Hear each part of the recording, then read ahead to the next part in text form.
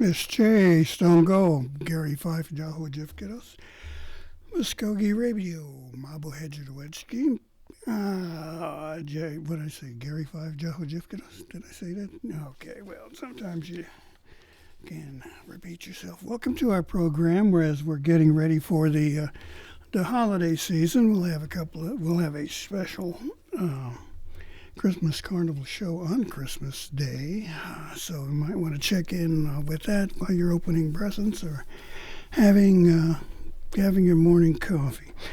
We got a couple of things we'll be sharing with you today. First of all, the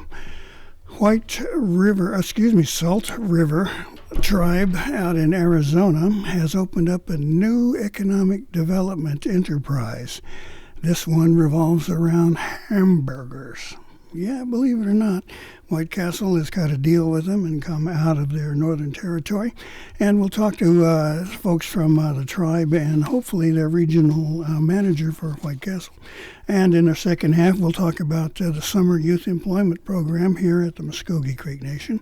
So let's see if we can't get into our program here. October. And Good morning. Good morning. How are you? Is this Aaron? This is Aaron and Orlando with White Castle. Oh, wonderful. Why don't you gentlemen take a second and introduce yourselves, please? Absolutely. My name is Aaron Studebaker. I'm a project manager of the Community Development Department here at the Salt River Pima Maricopa Indian Community. And my name's Orlando Lopez, and I'm the operating partner for White Castle, located in the same vicinity. Okay, well, first of all, I'll make a confession that I just love those hamburgers. And this is not a commercial for them, although it probably should be.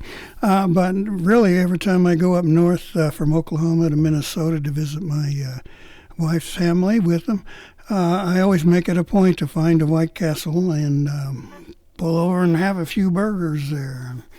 I understand they were quite a hit in the movie about Kumar and Harold going to White Castle. It was quite an adventure there.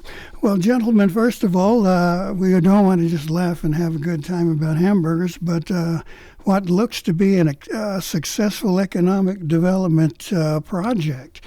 Aaron, could we start with you and ask me how the Pima Maricopa people there looked at the project and decided to give it a go? Absolutely. Well, to kind of give the structure of how developments work here within the community, we have 10 master developers that have worked with allotted landowners to create large-scale master leases. One of those being a developer that has created an incredible mixed-use development called The Block, which is at the corner of the 101 freeway and one of our high-traffic roads via De Ventura. That developer, as well as all of our other developers, are always looking at, what is going to make their development the most successful.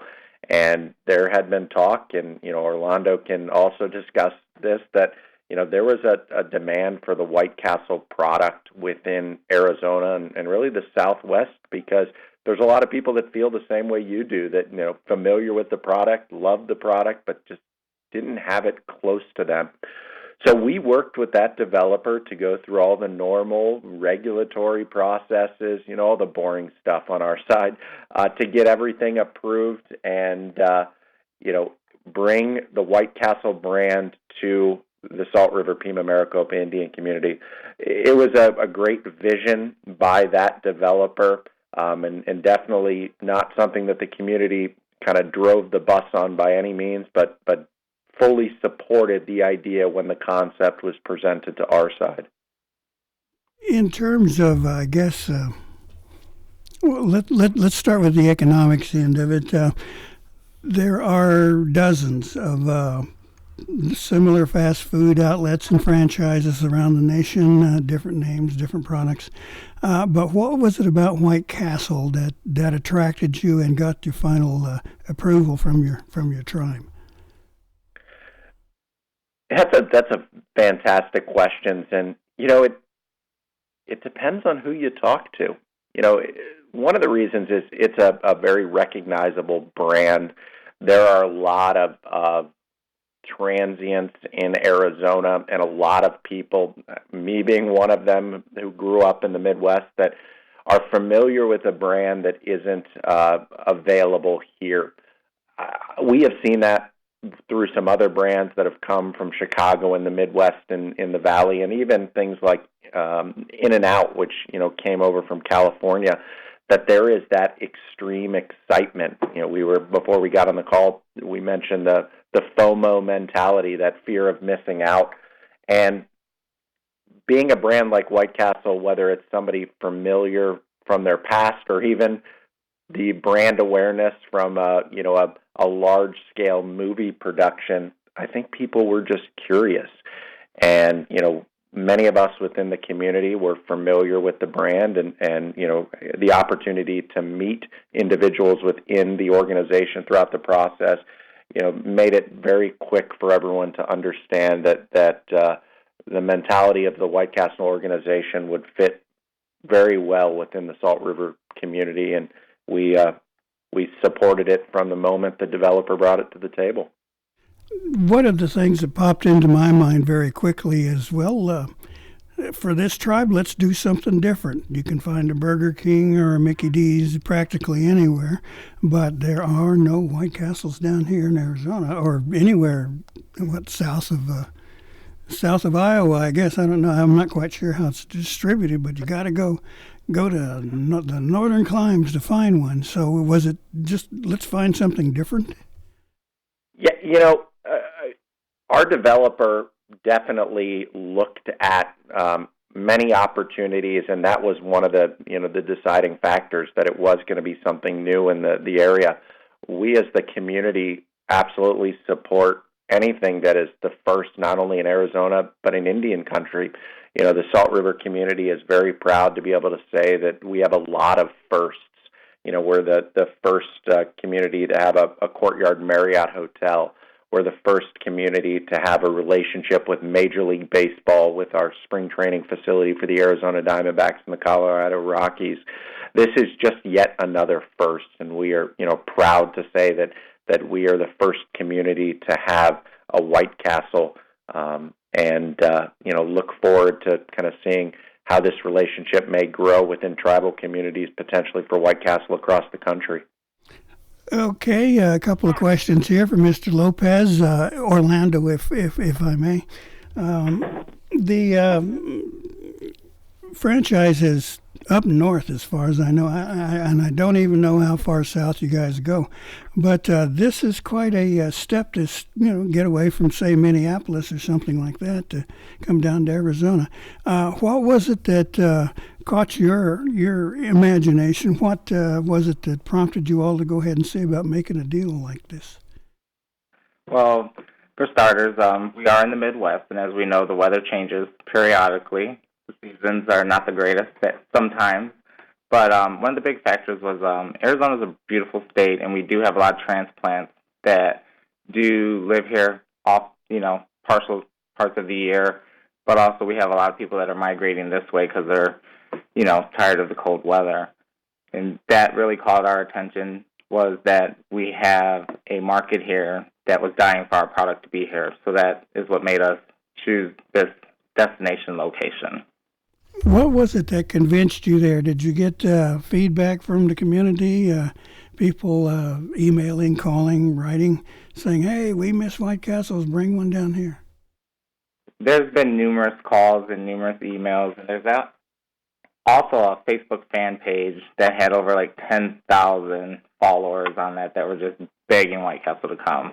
So they kind of had a little bit of that edge into the decision-making, and the factor that, hey, yes, we do have a core base here, and we will be successful if we choose to come here, and that's why we chose to come here. Wow, 10,000 emails. That would represent about at least 20,000 hamburgers, right? Correct. Yeah, take two with a glass of water and see me in the morning. The popularity of the brand is, I would presume, got a major boost when the movie about these two guys trying to get to the franchise came out,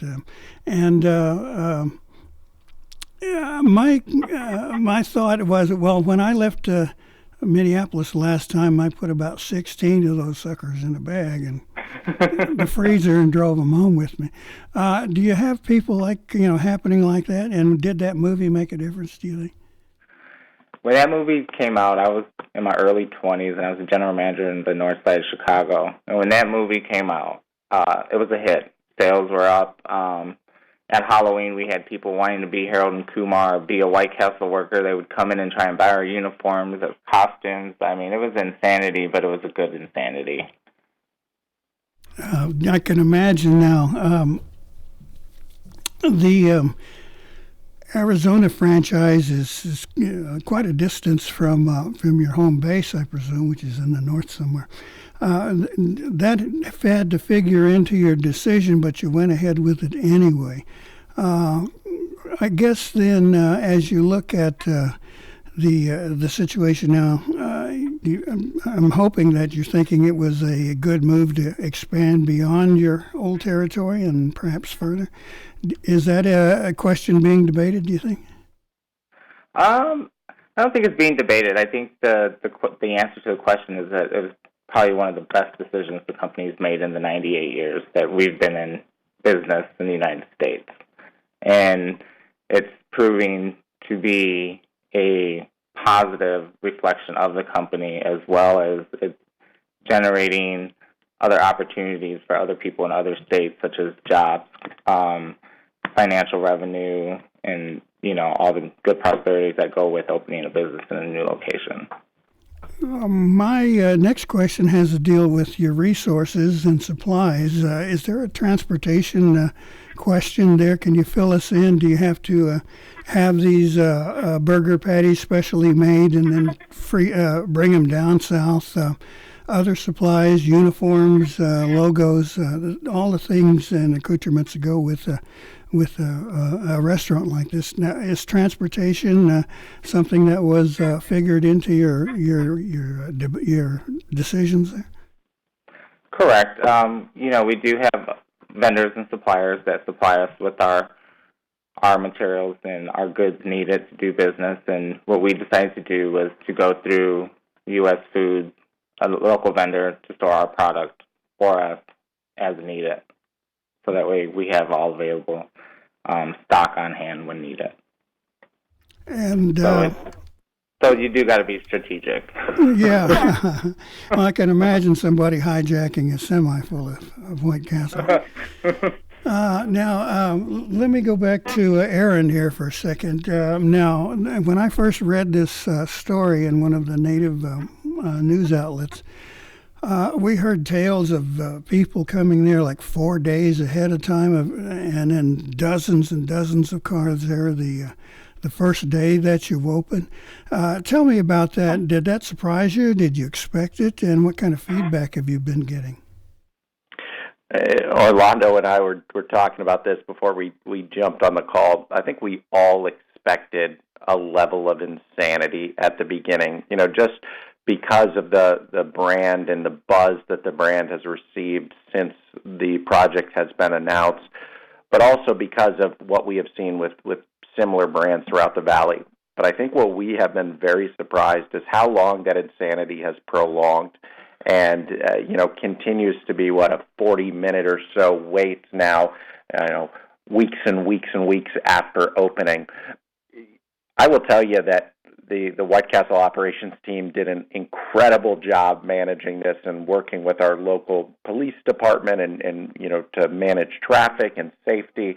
I mean, at the first couple of days, we were seeing 5-6 hour waits, which, as great as the product is, there's very few things I know I would wait 5 or 6 hours for, but we had just those determined customers coming to the Salt River community, wanting to experience this great product, wanting to enjoy things within our entertainment district, and we are all thrilled with how the product was received and how well the brand has really entered into this market.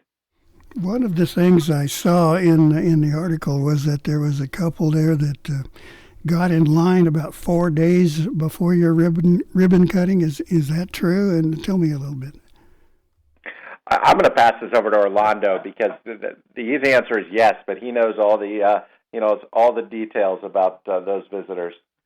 Yes, they did. So when it was probably like a week before opening, and they showed up and were really, really, really, dedicated. And they actually, that same day, they came back with their trailer, their camper truck, and posted up in the lot, and they camped out up until opening day. And they ended up being the first customer, and we also invited them up to do our ribbon cutting. Okay. How many burgers did they order, do you recall? I don't recall because, once we opened the door, it was like organized chaos, like a big circus. Well, I'm not confident Orlando has actually slept since the opening. So, from, again, referring to the movie, I think those two guys had this table covered with burgers and fries and soft drinks, and actually started crying when they first tasted the burgers. Anything like that happen? We had people order them by the cases, 2-3 cases at a time. A lot of people came in with their stories of when they were a kid and how their parents took them, or their grandparents, or when they were in college. I mean, there's just numerous stories, just so many that can't even recant them. I mean, just a lot of happy faces to see us, and a lot of thank yous, and we appreciate you, and, even though it's busy, keep going. And if you were in your car waiting for the drive-thru, I understand there were dozens and dozens of cars. Correct. Oh boy, there's a lot of gas being burned. The story of this success is kind of overwhelming. Is that the reaction both of you gentlemen have? I mean, you obviously expected it probably to be popular, but this is amazing. Were you ready for it? We were ready for it, but I will be honest. This opening has broken every kind of record in a positive way thus far, and it's been a lot of fun, and we're really enjoying being here and serving the cravers and making everybody have the memorable moments and giving the best service so they continue to come back and visit. Cravers, that's the word I was trying to remember. And the jingle is White Castle has a taste some people can't live without, right? And this is a personal opinion, folks. It has nothing to do with this radio station or Mvskoke Creek Tribe or even Salt River. Throw in a quick disclaimer and to kind of cover my backside. But that's what reminds me of, it all comes to mind when I start thinking of White Castle. I'm sure my wife thinks I'm nuts, and she's from that area and didn't quite have the same reaction to these things that I did. Next thing I want to know is, I know it's early, you've only been open for weeks, but are you seeing any economic indicators? Is there a grand total of how much money you made, or a percentage, or something to kind of give us an idea whether it was an economic success or not? So within, as of now, it's exceeded budgeted sales by far. That's what I can disclose, and it's been a positive, very positive end for the company. Well, and on the community side, this is yet another property that has opened within our Talking Stick Entertainment District within the last, 5 years.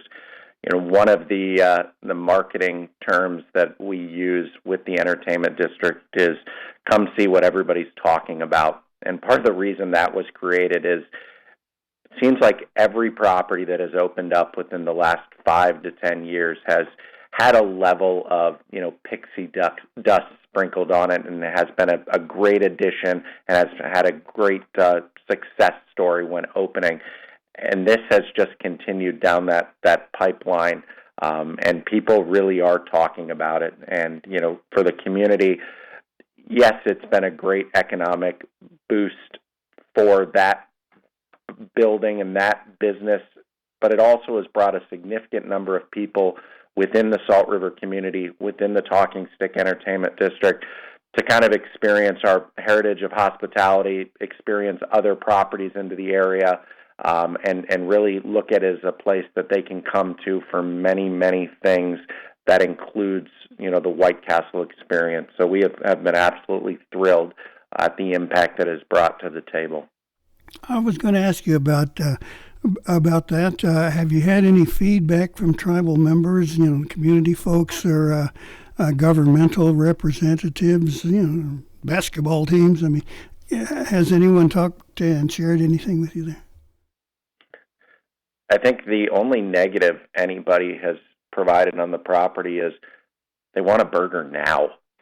And because of the lines, that becomes challenging. So, I mentioned it briefly before. The White Castle organization is such a professional organization. It has such a family-friendly mentality. It fits perfectly within what the Salt River community is doing. We are very proud and honored to call White Castle a partner of the community. So it has been great feedback so far, but there also has been a lot of people that haven't gotten the opportunity to experience it because of the lines, and I think are looking forward to trying it down the road whenever that may be. Any idea when that might be? I should imagine that popularity would be extending for quite some time. I think for all of us, we hope never, that it stays this busy. I think for Orlando's sanity, I think, slowing down at least slightly, probably into the early of next year. But, we will see. It's been a great start. Let me ask Orlando, is this experience in working with a tribal government something new for your corporation? Correct, it is. And it's been a great working relationship. And like, stated, we've just been embraced by the community, and we appreciate that. Did you have any reservations, so to speak, no pun intended, about working with a tribe that actually has a sovereign status with the federal government, a special relationship? Did that raise any questions in your boardrooms there? I can't particularly answer that question because I wasn't part of that meeting, but obviously I would say no because they moved forward with the project and, want to be part of the community and the development. Now, this community is pretty well south from the territory that's the turf that is yours up north. What were the thoughts on that distance there? Were there any questions being raised about how far outside your box, so to speak, this project was? I would say no because White Castle, we've been around almost 100 years, and we have the mentality that if we're going to do something, we're going to do it right, and we're going to continue to put in the effort and work out all the bugs to make it successful and continue to keep it moving in the right direction. Because we do have support from the other regions that will come out and assist if needed. Okay. Speaking to you from one of those other regions, I presume, are there any thoughts and perhaps some plans on further expansion into other states and hopefully Oklahoma? Well, we just announced that we will be opening in Orlando, Florida, sometime between 2021. Okay, let me ask a question that's absolutely on the other side of that coin. We've seen some of the news headlines that some of your product was on a list for recall because of health problems. I presume you all have dealt with that, or is it still new to you? You still have plans to alleviate the situation?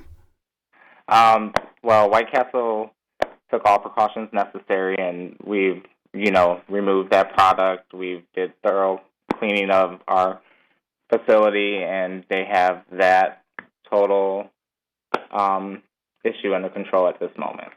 That's good to hear because we can find White Castles in some of our grocery stores in the frozen food sections, and I wouldn't want that to change.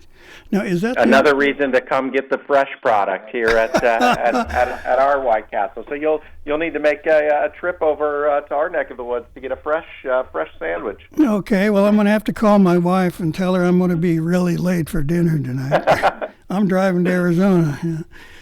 Sounds good. See you in a couple hours. Okay, well, I understand you guys are open 24 hours is to kind of deal with the crush. Is that right? Currently, we're on limited hours. The goal is to be 24 hours by the first of the year. And I presume that downtime is to restock and clean up and rest? It's mainly to restock, clean up, and get the building, together for the next day. Because with the high traffic flow, kind of takes a beating. Yeah, I can imagine that. Can you take a second and describe that traffic flow for me? I mean, do you have obviously lines of cars, but people walking in your front door? Are they filling your dining areas and your counter? What's happening there? So we got about I'd say 100 feet of walking space from the counter to the door, and I would say by lunchtime that line is there from the counter to the sidewalk every day. And as far as cars, we can hold about 30 cars in drive-through, and that line extends and wraps around the parking lot up until almost the entranceway on a daily basis. I'm sure that made you real popular with the police department there. Well, that's why we had to build that good relationship and have them assist us with that traffic control because it was organized chaos. A little gratitude in the form of burgers, perhaps. No, you don't want to. You don't want to answer that one. Okay, I understand. Now the success of this project just kind of blows me away. I'm thinking, my God, yes, that makes a whole lot of sense. I mean, I know that, I really enjoy those burgers, and I've seen other people make purchases of the frozen. And there's always a pretty good customer base there in the restaurants that I've stopped in up there. So as you are looking at this project, I presume it's kind of a pilot. What's the reality there? Are they thinking, well, it works here, we have the popularity, we have the feedback and a customer base, let's try another couple of states? Do you think that's in the future? Yes, that's in the future. Absolutely. We've realized that we have a fan base not just in the Midwest, but throughout the United States. So I guess the biggest question they're going to ask themselves is, what's going to make the most major positive impact for the company at this time, before they decide on the next state. Well, tell them to put Oklahoma in the hat there. All right, I'll do my best, I promise. Yeah, I don't feel like driving to Arizona for 30 burgers. And the economic return now, Aaron, does the tribe look at that as something really viable, that we made a great deal here and we're going to keep it up? Maybe open another franchise somewhere in our area, or are you good with what you got at the moment?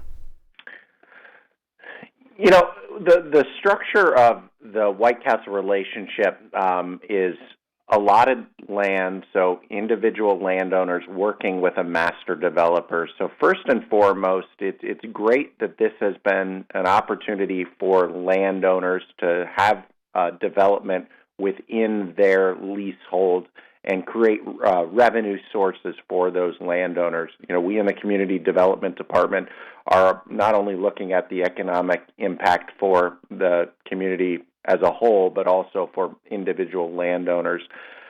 The economic development from the actual business itself, we also look at outside of the four walls of the business. So it's been a great impact in the area. But we, being still kind of in the infancy stages of development, with most of our developments being within the last 10 years or so, are always looking at what the future may hold and what the best opportunity for the Salt River community may be. So I would say keep your eyes out. There may be more to come, whether it's on the food and beverage side or the entertainment side or the hospitality side. We've got always have things in the development funnel that we're working on to kind of continue the growth and the development of the Salt River community. That's wonderful to hear. I mean, you're taking the bull by the horns, so to speak, and looking ahead. Now, Mr. Lopez, do you think, I've asked you a couple of times about expansion there, but everyone there at the company happy with what you got and perhaps a little more willing to think about other possibilities down there? The company is very ecstatic with the decision that we've made and with how the progress of the opening has been thus far. And I do look to say that, in the future, they will look outside the box and, they are going to expand. But where they decide to do it, couldn't tell you. Okay, but as I said, throw our name in the hat there. Gotcha. Okay, gentlemen, I certainly appreciate it. Your time here this morning. It's been fun, and now I'm hungry. Now, I'm going to have to go over to the drugstore and get some frozen White Castle. The time we spent has been really fun. As I said, is there a final thought either of you gentlemen would like to leave us? We appreciate the time in allowing, us to talk about this great relationship between the Salt River Pima Maricopa Indian community and White Castle and, their developers and landowners. We are very proud of what the community has done, and, we look forward to being able to tell more success stories like this in the future. So we are always available to discuss things with you. Great. I'd be Mr. Is it Lopez? Any thoughts there? Just this journey's been amazing thus far, and we're excited to be part of the Maricopa Indian community, and we love to see other people succeed as well. So even though we're one business, we all need to work together, and that's what I like about being part of this community. Everybody works together. All right, gentlemen, if I'm ever in the area, I'll pop into that line and 50-minute wait. It's not too bad, I don't think. So thank you so much. We appreciate it and wish you all the success in the world. Have a happy holiday and Merry Christmas, gentlemen. You as well. You too. Thank you. Okay. We are going to take a short pause here, and then we'll be back with the Summer Youth Program. Never too early to get a job lined up for a young person, so we'll start off with those folks there. But stay with us here on Mvskoke Radio. We'll be right back. I don't want people assuming things because I'm Indian. I just want to be me. But how do I live in two worlds? Some guys just check out by doing meth. But that ain't for me. Because I see my family, my friends, my drum making, my future. There are a lot of cool things about being who I am. And meth isn't one of them. Learn more at ncai.org. A message from the Partnership for a Drug-Free America and the National Congress of American Indians. Who am I? Am I Indian? Just because I'm a girl from the res, don't make things up about me. What if I move away? Then who am I?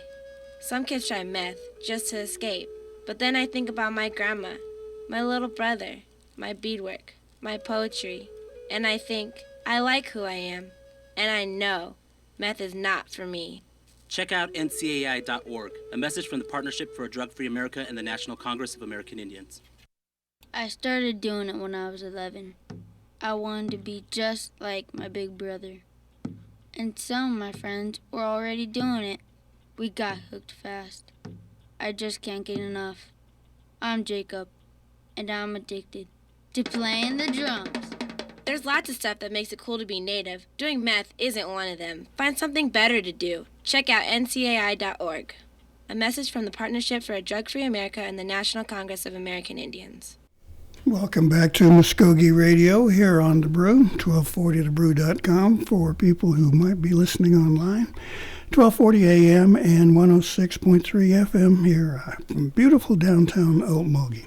All right, joining me here in the studio is Mia Hoskinson. She is the youth coordinator for the Summer Youth Institute Worksite Program? Youth Employment Program. Okay. The idea is to give young people a chance to experience employment situations in real life, kind of thing. Tell me about it. What's your program all about? Well, our Summer Youth Employment Program is it's an 8-week employment program that gives Native American youth ages 16 to 21 work experience. We strive to provide job opportunities, career opportunities, as well as giving them opportunities to do career exploration over the summer.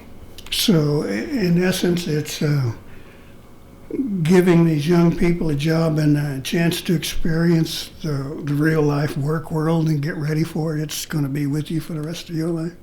Yes, it's getting them prepared for the workforce, and we do know that for most of our youth, summer youth is their very first job opportunity.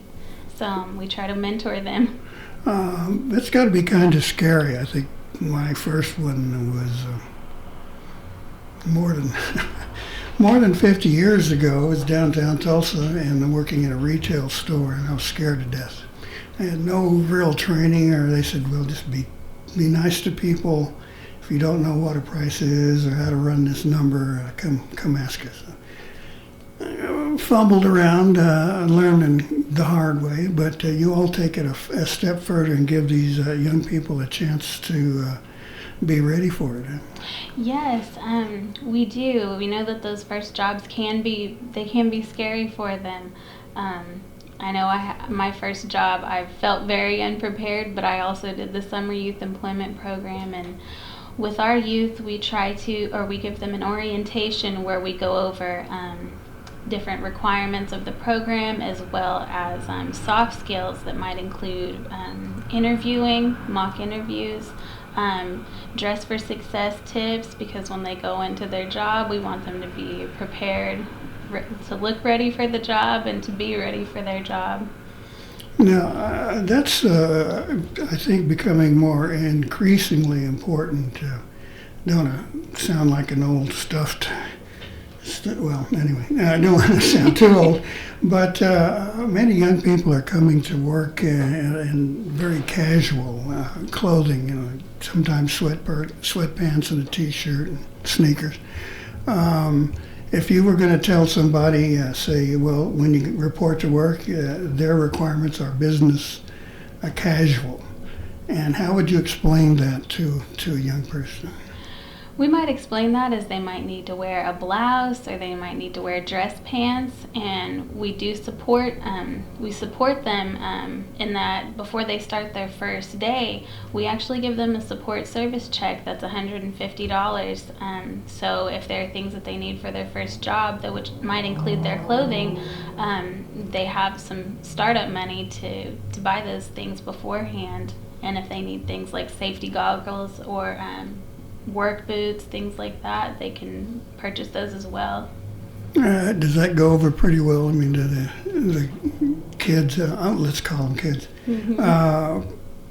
understand what you're doing there? Nobody blows their money on an expensive pair of sneakers or some outrageous t-shirt? Or do they comply with what you're telling them? I would say most of them that need it know it beforehand, because they do have to speak with their employers about what's needed for them before they come on the job. Of course, we do have instances where we have youth that might go and blow it, but we really try to be explicit in our orientation that we let them know, you can't get another support service check, this is it. And kind of on them, but we do really encourage them to use those for what they're intended for. Sure, and better learn that lesson now while it's being supported rather than the hard way. Absolutely. Okay, now I would imagine that there is quite a diversity in work sites. and the kind of professions or disciplines that are available to these young people. See, maybe you could fill me in a little bit on, where do they go? What kind of jobs do they get? How's the relationship with an employer? Sure. So we really try to guide our youth to go towards work sites and apply for jobs that are within their field of interest. So that might, for someone who's interested in the health field, that might include being placed at a hospital, so they can kind of get a feel maybe for the medical industry and see what types of jobs are there. It gives them a chance to kind of job shadow, and even if they're not working specifically in the type of job that they ideally would want to go after, they're at least getting a feel for that industry. For those of them that might be interested in construction, we've had them go to work for businesses that might be doing construction. We've had restaurants. I believe the Brew has been a great work site for our youth, for those of them that are interested in entertainment, which is really neat, because I don't know when they would get other opportunities like that. Yeah, did you hear that, Brooks? He said the Brew here. The potential for some really let's let the truck get by here. The potential for some really unpleasant experiences has to exist. Like if they get into the medical field, they might encounter a patient who's had some sort of trauma. If you get into, say, construction, you might find out that actually, doing math and reading a blueprint are really important. So do you deal with those situations? Is there some sort of remedy or something like that? Yes, we've had some that may have gotten into a job that may not be suitable, maybe is not suitable for them. If it's something health related, like they're not able to, if they're not able to continue their daily duties, we would try to place them somewhere else that would be suitable for them. But I think as far as some of them just not liking where they work, we kind of let them know, we can't place you somewhere else if you just don't like your job. It would have to be it would have to be an actual reason for them not to want to go to their job. Yeah, that's a very important topic there. I can imagine the potential then for disappointment could be quite high. And do you have some sort of ideas or something in place to deal with that particular situation? So if we were to have potentially a work site that had a youth that wasn't working out, say they weren't coming in on time, or they were taking lunch breaks that were too long, we do have our counselors go in and try to sometimes they'll do a disciplinary action form with them where they kind of let them know certain behavior isn't appropriate and can't be tolerated. Well, we always have youth that do that, but last year it seemed like we didn't have too many problems, so I feel like we had a really good group last year. Young people getting a feel for what the world of work is really like. There's always going to be somebody telling you what and when and where. Exactly. And you want that paycheck, you gotta comply. Have to get used to authority figures. It's kind of how it works. Yeah, I've always had one for my entire career, editors and producers and things like that. First of all, let's do some logistics here. The program timeline. Are you accepting applications now, and what's the cutoff? So we've been accepting applications since December 1st for youth. We will take them through March 31st, and in between that time, our counselors and all of our ETA staff, who works really diligently on this program, will be conversing back and forth with participants to let them know what documents are needed for their applications and to let them know when those orientation dates are coming up. Maybe this would be a good time to talk about your program guidelines, requirements and qualifications to be a participant. Sure. So they must be Native American youth, enrolled with a federally recognized tribe. They must be living within the Mvskoke Creek Nation jurisdictional boundaries, so that covers our 8 counties. And then for non-Creek citizens, or participants that might be another tribe, income guidelines do apply for them, but we do try to work with them as best we can. For Creek citizens, there isn't an income guideline. There are mandatory orientation dates that they have to attend prior to starting work, and then there are life skills workshops that they'll attend, as well as our fun day, which is mandatory, but it's fun, so. Yeah, gotta put a little smile on their face as long as they work. Now, the first of all, to pay, is it pretty well standard, or is it geared toward the profession you choose? We do have we have a standard pay for those participants that are not in college or concurrently enrolled. That is $7.25 an hour, and for those of them that are in college and have declared a major, they have to have declared their major. They will be paid $8.35 an hour.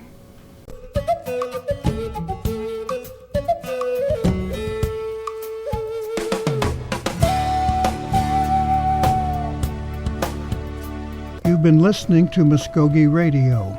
Join us again next week for more local, tribal, and community news and updates. Mado.